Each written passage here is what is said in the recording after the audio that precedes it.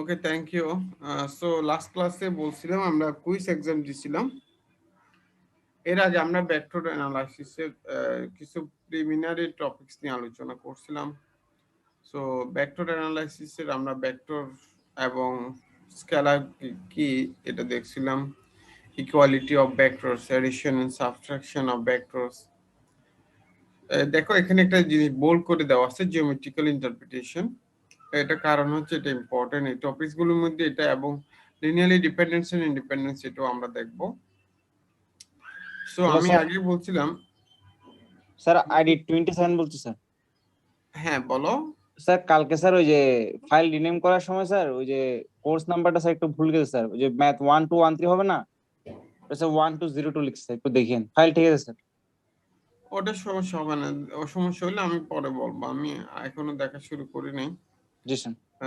ইনশাল্লাহ আগামী সপ্তাহে আমি আশা করতেছি দেখবো, তারপরে তোমাদের রেজাল্ট দেওয়ার সময় বুঝতে পারবো, তাহলে সমস্যা নেই। ঠিক আছে, গুড। সো যেটা বলছিলাম আমরা ভেক্টর অ্যানালাইসিসকে দুইটা পার্টে ভাগ করছি। যেমন প্রথম পার্টটা বলছিলাম কি এলিমেন্টারি ভেক্টর টপিকস, আর লাস্টটা সেকেন্ডটা যেটা আমরা এটা তোমাদেরকে বলছিলাম advance topics in vector analysis.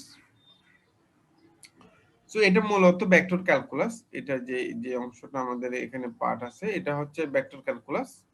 কারণ এটা হচ্ছে ক্যালকুলাস মানে আমরা জানি ডিফারেন্সিয়েশন এন্ড ইন্টিগ্রেশনের কম্বিনেশন। সো ডিফারেন্সিয়েশন এখানে আমি আগে বলছি তিনটা টপিকস আলোচনা করব, একটা হচ্ছে গ্রেডিয়েন্ট, আর একটা হচ্ছে ডাইভারজেন্স, এন্ড লাস্ট হচ্ছে কার্ল। এই তিনটে টপিকস আমরা ভেক্টর ডিফারেন্সিয়েশনে আলোচনা করব। সিমিলারলি ইন্টিগ্রেশনের ক্ষেত্রেও দেখো তিনটা, একটা line integration, surface integration and volume integration. So এই তিনটা টপিকস আমরা ইন্টিগ্রেশনেও আলোচনা করব।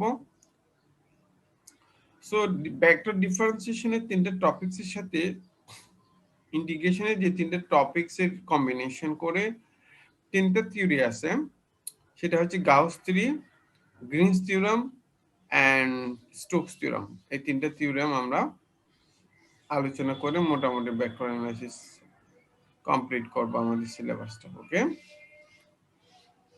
Good.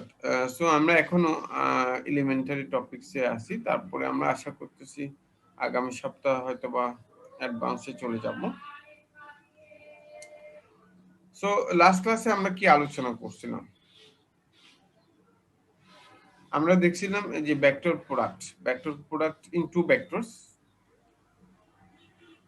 Vector products in two vectors আমরা দুই ধরনের দেখছি, একটা হচ্ছে ডট প্রোডাক্ট, যেটাকে তোমরা অনেক সময় স্কেলার প্রোডাক্ট বলে থাকো, আর একটা হচ্ছে ক্রস প্রোডাক্ট, যেটাকে আমরা ভেক্টর প্রোডাক্ট বলে থাকি। So what is the dot product? Dot product is a dot b equal to ab cos theta। ঠিক আছে না? জি স্যার। যেখানে a এবং b হচ্ছে দুইটা ভেক্টর, যদি হয় থিটা হচ্ছে তাদের মধ্যবর্তী কোণ। সো এখানে একটা নাইস একটা দেখো প্রপার্টিজ, যে স্কেলার প্রোডাক্ট ইজ কমিউটেটিভ। এটা তো আমরা জানি কমিউটেটিভ মানে কি sir, a dot b equal to b dot a। Good, exactly, good for year না। জি sir. Good. So a dot b equal to b dot a, অর্থাৎ বিনিময় বিধি বাংলাতে যেটাকে বলা হয়, বিনিময় করে, এটা জায়গাটা বিনিময় করে। জি স্যার। ঠিক আছে, যেটা আমরা সচরাচর ক্রস প্রোডাক্টে দেখি না, যেটা আমরা ডট প্রোডাক্টের একটা নাইস প্রপার্টি সেটা। সো আমরা জিওমেট্রিক্যাল ইন্টারপ্রিটেশন দেখছি, অর্থাৎ জিওমেট্রিক্যাল মিনিংটা কি, what is the a dot b। a dot b হচ্ছে, ধরো এটা হচ্ছে a ভেক্টর আর এটা হচ্ছে b ভেক্টর। তোমরা জানো a dot b equal to ab cos theta, theta equal to আমরা জানি লম্ব বাই ভূমি বাই অতিভুজ। সো এখানে পাইছি ও এ ইনটু ওএন। ও এটা হচ্ছে আমরা জানি লেন্থ অফ এ, এন্ড ও এনটা হচ্ছে প্রজেকশন অফ বি অ্যালং এ। ঠিক আছে না? জি স্যার। এটাই আমরা পাই। সো একটা রিলেশন আমরা কিছু রিলেশন দেখতে পাই, তোমরা এটা অলরেডি সবাই জানো, তারপরে আমি একটু রিকল করার জন্য আবার বলতেছি। আই ডট আই সমান 0, নাকি? আই ডট আই সমান কত? Good. Zero. One. One, sir. কারণ One. cos 0 সমান 1 जी sir. ঠিক similarly I dot j One.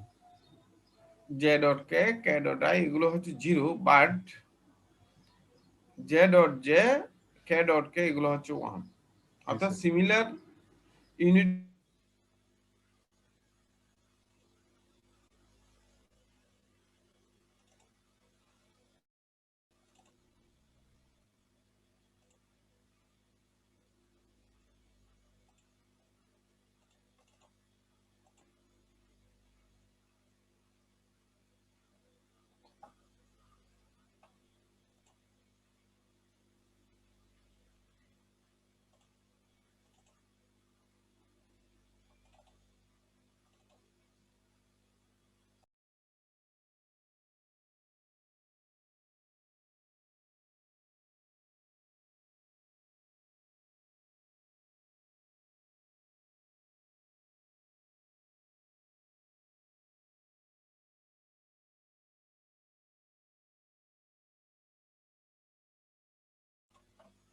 Sir, maybe net চলে গেছে।